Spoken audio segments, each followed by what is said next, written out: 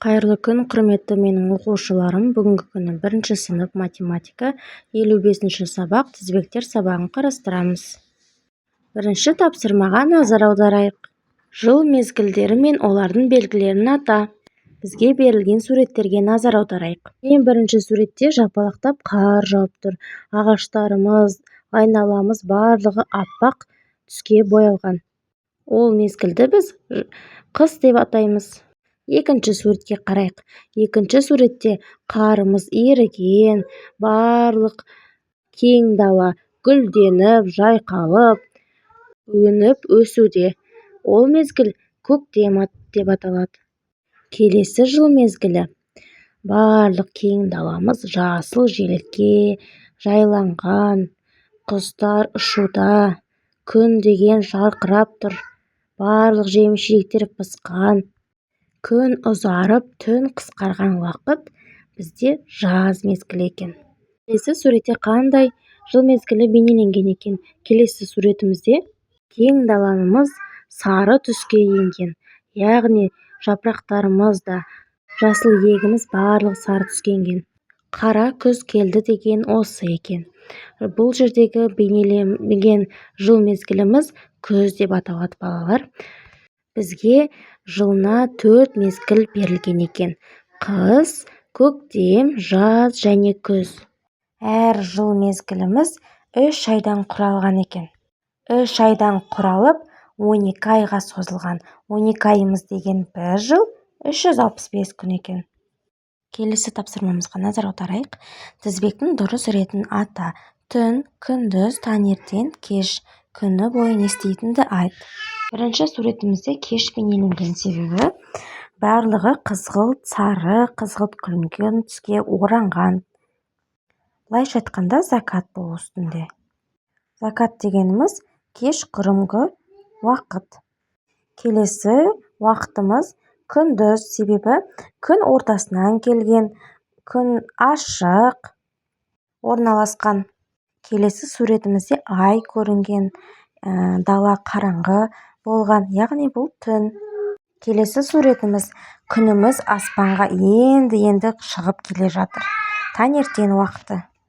Ал балалар, бір күндік күн тәртіпті айта кететін болсам, таңертең сағат 7-де тұрып, беті-қолымызды жуып, төсегімізді жинап, таңғы асымызды ішіп, сағат 8-ге сабаққа келемін. Сабағым 1:00-де аяқталады. 1:00-де үйге келіп, сағат 2-ге дейін түскі асымды ішіп, сабақ оқуға кірісемін. Сабағымды 5-ке дейін бітіріп, кішкене демалыс алып, бос уақытымда кітап оқимын, кішкене жаттығулар жасаймын және кешкі асты ішіп, ұйықтайтын боламын. Екінші тапсырма өзіндік жұмыс. Тізбекті жалғастыр. Фигуралар, текшелер, санау таяқшаларымен тізбек құрастыр. А нұсқасына қарап көрейік. А нұсқасында 3 түрлі түсте кезек-кезек орналасқан тізбектерді есептеп қарап көрейік. Қандай түстен кейін қандай түс орналасады екен? Бірінші көк, қызғылт, сары. Осы 3 түсті айналымда жүреді. Ал кеттік. Көк, қызыл, сары, көк, қызыл, сары. Көк, қызыл қандай түсті текше жетпейді? Әрине, сары түсті текше жетпейді. Ә нұсқасын қарастырайық. Бірінші көк түсті, 2 қызыл, көк түсті осы ретпен орналасқан екен. Келесі 2 қызыл, 1 көк және қандай түсті жетпейді? Көк түсінен кейін 2 қызғылт текше орналасу қажет болған. Бұл жерде 1-ақ текше орналасқандықтан екінші қызыл текшені белгілейміз.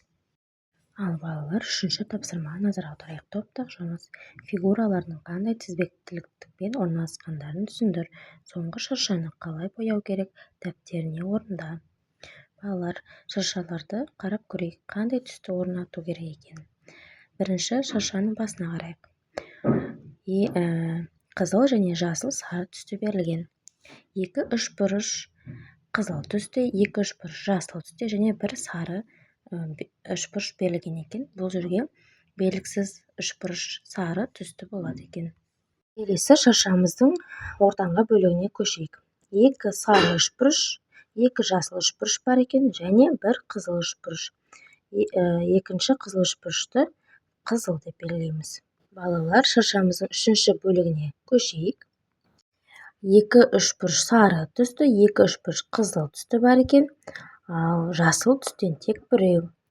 Екіншісі жасыл түсті. Соны белгілейік. Ал балалар, математика күнделікті өмірде 4-ші тапсырмамызға назар аударайық. Фигуралардың қалай орналасқанын түсіндір. Соңғы кестені қалай толтыру керек? Балалар, бірінші кестеге назар аударайық. Қатарынан сол жағымызда 3 дөңгелек пішінде орналасқан, ал оң жағымызда бос. Балалар, барлығы бір тізбекті ұстап орналасқан. Келесіне қарап көрейік. Сол жағымызда екінші, үшінші қатарда дөңгелек пішінді, ал оң жағымызда үшінші қатарда орналасқан екен.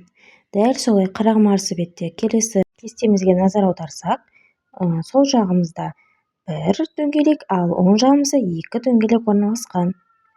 Келесі фигураны табу қажет. Оны қалай табамыз? Ең бірінші кестеге қарама арсы болу керек. Яғни бастапқы бірінші кестемізде сол жағымызда орналасса, бұл жерде оң жағымызда орналасады. Ал балалар, 5-ші тапсырмаға сен зерттеушісің, математикалық ребустар сандарды тап дейді. Ал бірінші ребусқа қарайтын болсақ, 3, 1, 4 саны берілген екен. Қалған жерлерде бос сандар. Бос сандарды табу қажет. Бос сандар дегеніміз осы 3 санның екеуі жазылып, біреуі белгісіз болып тұрғаны. Осы белгісіз санды табуымыз қажет. Орналастырайық. Бірінші қатарда 1 және 3 саны берілген. Бұл жерде 4 саны жетіспейді, 4 санын қоямыз. Ал екінші қатарда 3 және 1 саны берілген. Дәл солай 4 санын қоямыз. Ал үшінші қатарда 1 және 4 саны берілген, 3 саны белгісіз, 3 саны орнатамыз. Дәл солай екінші ребусты қарастырайық. Екінші ребуста 10, 20, 40 саны берілген екен. Ал бірінші жолақты қарап көрейік. Бірінші жолақта тек 10 саны берілген екен. Яғни 40 және 20 санын жазамыз. Ал екінші жолда 20 саны берілген екен. Яғни 40 және 20 санын жазамыз. Жарайсыңдар, балалар. Ал балалар, келесі сабаққа дейін кездескенше сау сәлеметте болыңдар. Каналымызға лайк басып тіркеле кетіңдер.